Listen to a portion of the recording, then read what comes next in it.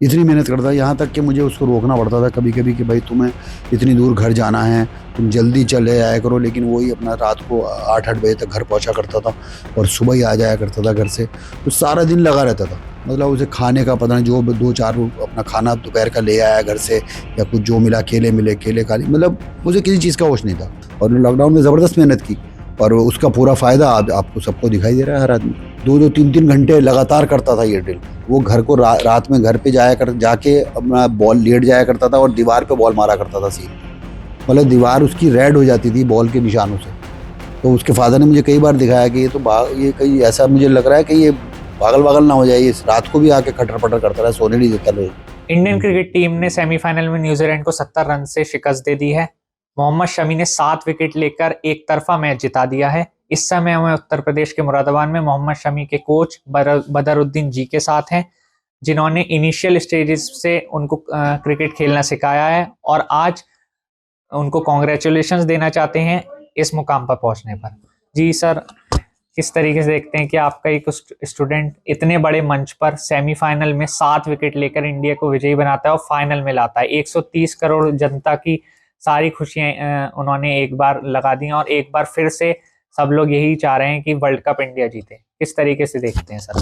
देखिए, जैसा world cup में इस टाइम टीम इंडिया खेल रही है हमारी, तो जाहिर जाहिर सी बात है हम वर्ल्ड कप जीतेंगे, फाइनल जीतेंगे। और जैसा अभी तक आपने देखा ही है कि जितने भी मैचेस हुए हैं सब में ज़बरदस्त परफॉर्मेंस बैट्समैनों ने दी है।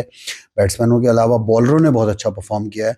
और इस वर्ल्ड कप में यही ख़ास बात है हमारे लिए कि इसमें हमारे जो बॉलर हैं उन्होंने ज़बरदस्त परफॉर्म किया है। देखिए, टीम जब तक आपकी लगातार नहीं जीत सकती जब तक आपके बॉलर जो हैं दूसरी टीम के 10 विकेट ना लें, या फिर उन्हें जो आप टारगेट सेट कर रहे हैं वो बनाने की आप में रोकने की क्षमता हो। तो इंडियन कंडीशन में कभी-कभी ये आपने देखा होगा कि 3 फास्ट बॉलर कम ही लोग खिला रहे हैं। लेकिन हमारे यहाँ 3 फास्ट बॉलर खेले हैं और उन्होंने ज़बरदस्त परफ़ॉर्मेंस की है। 2 स्पिनरों ने कभी ऐसा नहीं है कि भई आपको नई बॉल से हमेशा जब भी ज़रूरत हुई है तो आपके फास्ट बॉलरों ने विकेट दिया है और बीच में स्पिनरों ने अच्छा हेल्प की है। तो मिली-जुली सब लोगों ने परफ़ॉर्म किया है। तो जब ऐसा टीम मैन होता है ना, टीम एक होके खेलती है, तो ऐसे मैच जीते जा सकते हैं। आपको कैसे लगता है कि हर बार हमने ऑल आउट किया है तो हर बार बैट्समैन को देखा जाता है, लेकिन इस बार हमारी टीम में बॉलर्स ज्यादा अच्छा कर रहे हैं, तो आप इसका श्रेय किसको देना चाहते हैं और क्या इंडियन क्रिकेट टीम को बताना चाहते हैं? देखिए, मैं ये इसका श्रेय जो है सारे बॉलरों को देना चाहूँगा कि बॉलरों ने जो ज़बरदस्त परफ़ॉर्म किया है। देखिए, कभी भी इससे पहले जितने भी आप वर्ल्ड कप उठा के देख लें या इंडियन की जितनी भी हिस्ट्री आप देखेंगे, बैट्समैन बेस्ड क्रिकेट थी हमारे यहाँ। हमारे यहाँ बैट्समैनों को ज़्यादा अहमियत दी जाती थी कि अगर जो बॉलर हैं उनको 5 विकेट ले रहे हैं तो उनको भी इतनी अहमियत नहीं मिलती जितने अगर 60-70 रन 100 रन बनाते हैं तो उन बैट्समैनों को मिला करती है। लेकिन इस बार अलग दिख रहा है। इस बार आप हर किसी की ज़बान पर ये सुनेंगे कि फास्ट बॉलरों ने ऐसा किया, हमारे बॉलरों ने ऐसा किया। यहाँ तक कि बैट्समैन भी, जो बैट्समैन है खुद ये बात कह रहे हैं कि हम लोग आज जो जीत रहे हैं, हम लोग जो इस पोजीशन में हैं 10 मैच लगातार जीते हैं, वो हमारी जो बॉलिंग की वजह से है कि हमारे पास ऐसी बॉलिंग साइड कभी नहीं रही। जितने भी पुराने आप प्लेयर्स देखेंगे सब ने ये बात कह रहे हैं कि भाई हमारे पास जो बॉलिंग साइड कभी ऐसी नहीं रही, कभी इंडिया के पास ऐसी बॉलिंग साइड नहीं रही। तो वो उसी की वजह है कि जो हम आज यहाँ फाइनल में पहुँच चुके हैं और इंशाल्लाह हम फाइनल भी जीतेंगे। मोहम्मद शमी जो आपके स्टूडेंट रहे हैं, 7 विकेट लिए हैं उन्होंने, उनकी पूरी कहानी के बारे में जानना चाहेंगे। किस तरीके से रहा उनका पूरा करियर और कैसे शुरुआती दौर में आपसे मुलाकात हुई? देखिए, शुरुआत ही जो है उसकी उसके फादर मेरे पास उसको लेके आए थे। तो ज़ाहिर-सी बात है वो पहले गाँव-वाँव में ही खेलता रहता था। तो होता है कि भई जब लगता है वो घर वालों को कि हाँ, ये कुछ कर सकता है, तो उन्होंने सोचा कि इसको अच्छी माहौल दिया जाए, क्रिकेट वाला माहौल दिया। तो सोनकपुर स्टेडियम में उस टाइम एक माहौल था ऐसा कि जहाँ पे प्रैक्टिस होती थी, मैं वहीं प्रैक्टिस कराया करता था। तो वो आए थे उसको मेरे पास लेके, तो मैंने देखा उसको। तो मुझे सबसे चीज़ जो इम्प्रेस उसकी की थी कि मैं जब उसको नेट पे डलवाया बॉल, तो पहला बॉल जो उसने डाला और आधे पौन घंटे तक जो मैंने बॉल डलवाया उसके बाद वो डाल रहा था, तो वो वही स्पीड से बॉल डाल रहा था। तो यही चीज़, इसी चीज़ से मैं उसके इम्प्रेस हुआ। और एज ए फास्ट बॉलर, जब भी कोई फास्ट बॉलर होता है तो हम यही चीज़ चेक करते हैं कि उसमें जान कितनी है। तो जब मैंने उसे बॉल बॉल डलवाया तो बहुत अच्छा बॉल डाला। लेकिन ये नहीं था कि मुझे ऐसी उम्मीद नहीं थी कि ऐसे ये यहाँ तक पहुँचेगा।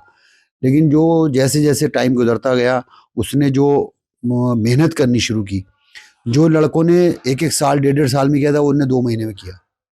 इतनी मेहनत करता था, यहाँ तक कि मुझे उसको रोकना पड़ता था कभी कभी कि भाई तुम्हें इतनी दूर घर जाना है, तुम जल्दी चले आया करो, लेकिन वही अपना रात को 8-8 बजे तक घर पहुंचा करता था और सुबह ही आ जाया करता था घर से। तो सारा दिन लगा रहता था, मतलब उसे खाने का पता नहीं, जो 2-4 अपना खाना दोपहर का ले आया घर से, या कुछ जो मिला केले मिले केले खा ली, मतलब मुझे किसी चीज़ का होश नहीं था।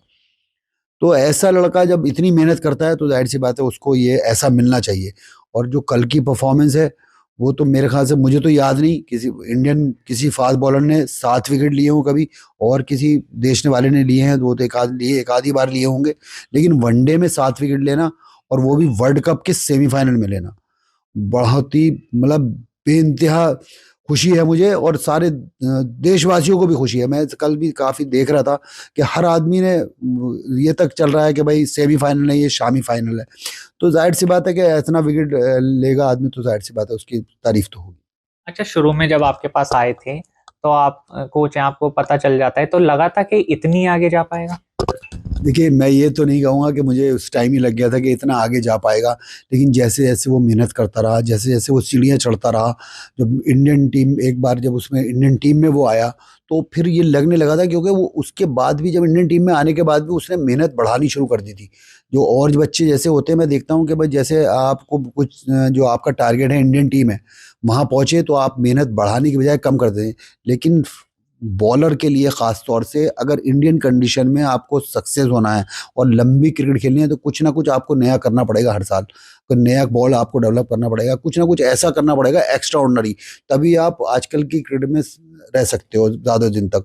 तो वो उसने किया लगातार। आप शुरू में आपने देखा होगा, तो शुरू में उसको ये कोई मानता ही नहीं था कि ये वाइट बॉल का बॉलर भी है। तो उसको टाइम बीच में नहीं मिल रहा था, लेकिन उसने जब ये ठप्पा हटाने की सोच ली, तो उसने इतनी मेहनत की, और उसका उसको मौका मिल गया लॉकडाउन में बहुत मेहनत करने के लिए, और लॉकडाउन में ज़बरदस्त मेहनत की, और उसका पूरा फ़ायदा आज आपको सबको दिखाई दे रहा है, हर आदमी को। शुरू में मौका नहीं मिल रहा था, तो बातचीत हुई उससे रिलेटेड कुछ आपसे? हाँ, बातचीत तो मेरी देखिए होती रहती है उससे, वो लेकिन बस मैं ज़्यादा डिस्टर्ब नहीं करता कि भाई ज़्यादा हर मैच के बाद बात करना या वो करना। वो भी, उसका भी फ़ोन आता है तो बात कर लेता हूँ, मैं भी कर लेता हूँ कभी-कभी। क्योंकि देखिए टूर्नामेंट के बीच में ज़्यादा डिस्टर्ब करना अच्छा नहीं रहता। वो अपना रिलैक्स से रहना चाहिए किसी मैं, और ख़ास तौर से बात भी करता हूँ तो मैं ज़्यादा परफ़ॉर्मेंस पे या उस पे कोई बात नहीं करता कि बहुत बढ़िया, बस यही रहता है कि बहुत अच्छा चल रहा है, और मौका मिले। जब मिल नहीं रहा था तो भी बात हुई थी, उसके बाद मिलना शुरू हुआ तो भी बात हुई कि भाई बढ़िया ज़बरदस्त परफ़ॉर्म चल रहा है, बढ़िया टीम तुम्हारी अच्छा कर रही है, और जब तुम्हें मौका मिले तुम भी अच्छा करना। अच्छा, आप उनके कोच हैं, आपको पता है उनकी रिस्ट में ऐसा क्या जादू है जो कोई समझ ही नहीं पा रहा अब तक? देखिए, रिस्ट का कंट्रोल करना आसान नहीं होता है। इसके लिए बहुत ज़्यादा मेहनत करने की ज़रूरत होती है। जब तक आप ये रिस्ट कंट्रोल नहीं करेंगे, तब तक आप इस पे बॉल रिलीज़ करने का असली चीज़ है कि बॉल आपका रिलीज़ कैसे हो रहा है। और बहुत सारे आज जितने भी आप बॉलरों को देखेंगे, तो वो किसी को इस चीज़ की पता भी नहीं होगा आज से ज़्यादातर बॉलरों को तो। या आप जितने सामी के अलावा और बॉलर आप देखिए, किसी की अगर आप उससे 10 बॉल डलवाएँगे, 2 ही सीम पे गिरेंगी।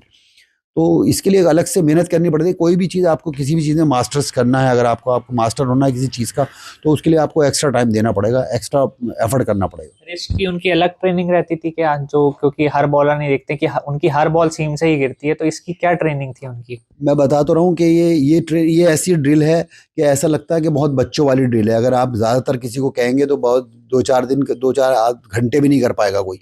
और वो 2-2 3-3 घंटे लगातार करता था ये ड्रिल। वो घर को रात में घर पे जाके अपना बॉल लेट जाया करता था और दीवार पे बॉल मारा करता था सीम पे।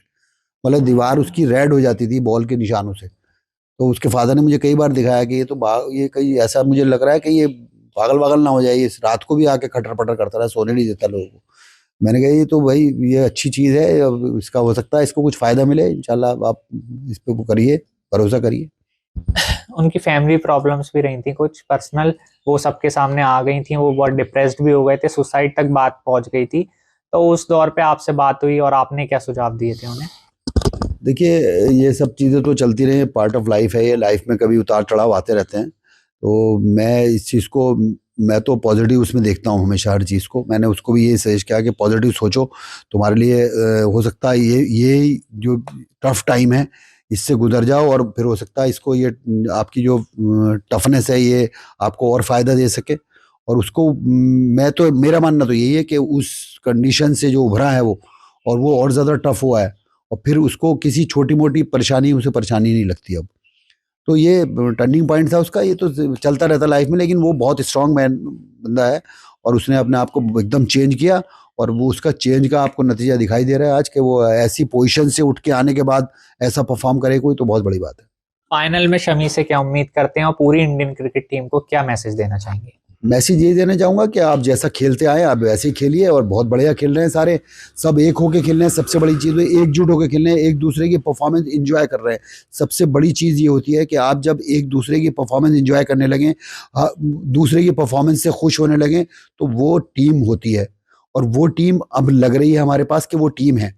और मैं बस सामी से यही चाहूँगा कि एक स्पेल और चाहिए उसका, ऐसी जैसे आप सेमीफाइनल में आपने ज़बरदस्त परफॉर्म किया, एक स्पेल चाहिए आपका, और टीम को जिता के लाइए, और फिर ज़बरदस्त सब मिलके जश्न मनाएंगे इंशाल्लाह।